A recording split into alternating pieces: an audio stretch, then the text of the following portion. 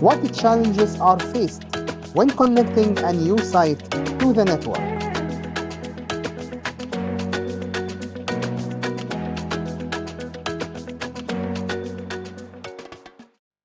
Question now is how we can connect this new site to the BECC so that it can be also on air.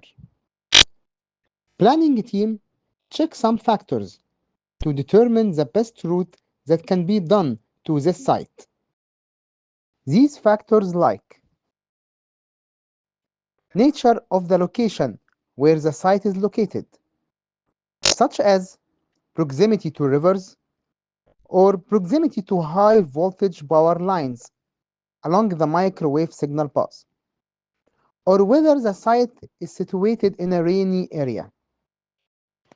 Because the water evaporation process can affect the microwave signal, and in cases where the microwave signal has to traverse a water surface, so the planning team takes into consideration the presence of a water surface in the microwave signal path and takes the necessary actions to prevent any disturbances that may negatively affect the signal.